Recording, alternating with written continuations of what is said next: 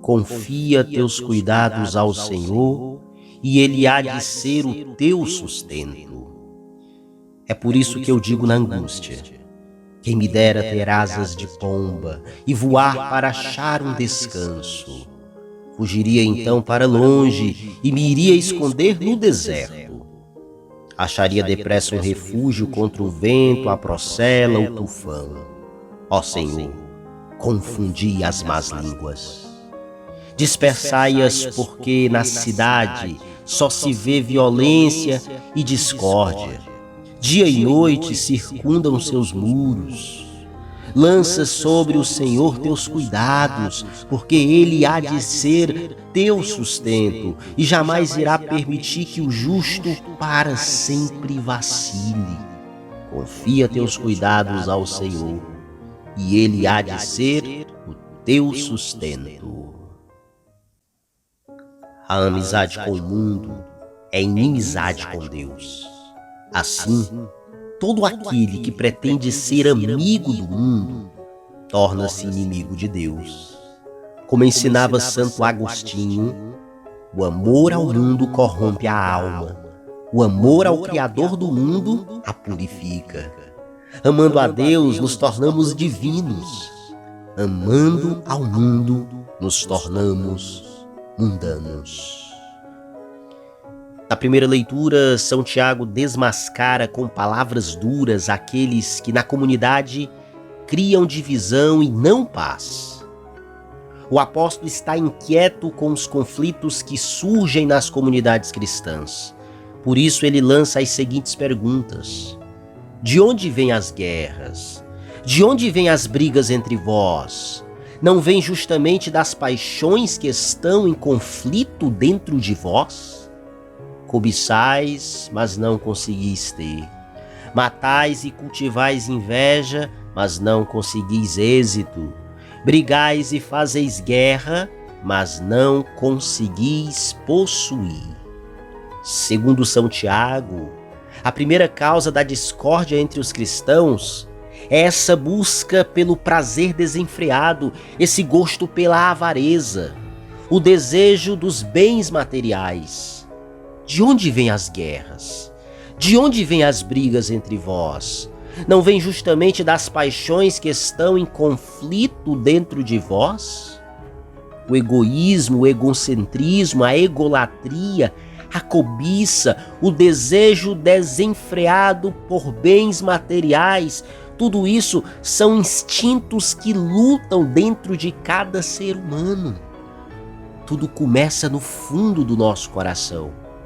Não podemos nos esquecer que durante a nossa passagem neste mundo, temos apenas o direito de usufruir e não de possuir, pois quando terminar a nossa vida aqui neste mundo, tudo será deixado, pois cessará nosso direito de usufruto.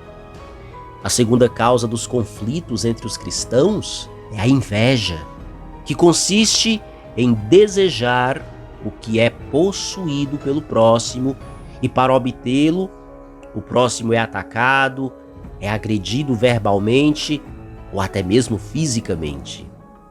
Trata-se da tristeza pelo bem alheio. De onde vêm as guerras? De onde vêm as brigas entre vós? Cobiçais, mas não conseguis ter. Matais e cultivais inveja, mas não conseguis êxito. Brigais e fazeis guerra, mas não conseguis possuir. E a razão está em que não pedis. Pedis sim, mas não recebeis, porque pedis mal, pois só quereis esbanjar o pedido dos vossos prazeres. Santo Tomás de Aquino, ele dizia que a inveja é a tristeza pela glória do outro, ou seja, a inveja é a tristeza pelo bem alheio. A inveja é filha de uma soberba machucada, ensinava Antônio Policeno. O invejoso tem uma grande dificuldade de celebrar o sucesso alheio, o sucesso dos outros, pois ele sempre quer ser o centro de tudo. O invejoso sempre sente dor e raiva porque o outro conseguiu o que ele ainda não alcançou. O invejoso está sempre com os olhos fixos nos outros, sofrendo amargamente com o sucesso que os outros alcançaram. A inveja aparece até nas orações. Nos servimos de Deus para alcançar o privilégio de termos tanto quanto o vizinho. Essa oração é uma oração centrada apenas em si mesmo. Quantas tristezas provém do fato de nos compararmos com os demais. É preciso aprendermos a sermos realistas e respeitarmos sinceramente as nossas limitações. A terceira causa das discórdias é o amor ao mundo. De onde vêm as guerras? De onde vêm as brigas entre vós, adúlteros? Não sabeis que a amizade com o mundo é inimizade com Deus? Assim, todo aquele que pretende ser amigo do mundo torna-se inimigo de Deus. Esta última causa torna o homem adúltero, soberbo, pois causa o rompimento das relações com Deus. O soberbo tem todos os vícios. É egoísta, é injusto, ingrato, imoral, fanfarrão. E por isso a soberba é a mãe de todos os vícios. Em vez de viver com Deus, o homem prende-se aos bens materiais que um dia ele vai deixar neste mundo. O amor ao mundo corrompe a alma. O amor ao Criador do mundo a purifica, dizia Santo Agostinho, que acrescenta também: amando a Deus, nos tornamos divinos. Amando ao mundo, nos tornamos mundanos. Que não sejamos mundanos, que não sejamos inimigos de Deus, mas amigos do nosso Criador, que tenhamos uma íntima relação com aquele que nos ama ao ponto de ter dado o seu Filho único para nos salvar da morte eterna. É a Ele que devemos nos dedicar, é a Ele que devemos nos apegar, é a Ele que devemos amar, e não ao mundo e às coisas do mundo. O Filho do Homem vai ser entregue. Se alguém quiser ser o primeiro, que seja aquele que serve a todos. No Evangelho vemos que pela segunda vez Jesus anuncia aos discípulos a sua paixão. O servo sofredor e o Messias, na verdade, são uma só e mesma pessoa. A glória do Cristo de Deus consistia justamente em passar pela humilhação da dor e da cruz. Mas os discípulos, deformados pela soberba, preocupavam-se mais com as vanglórias de uma possível chefia no futuro reino de Israel.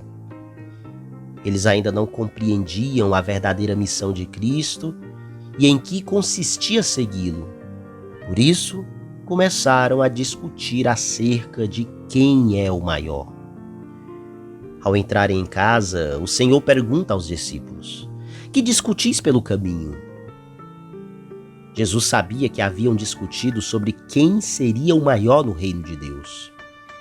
E a resposta dos discípulos é um silêncio envergonhado, rompido por Cristo com um ensinamento surpreendente e contraintuitivo.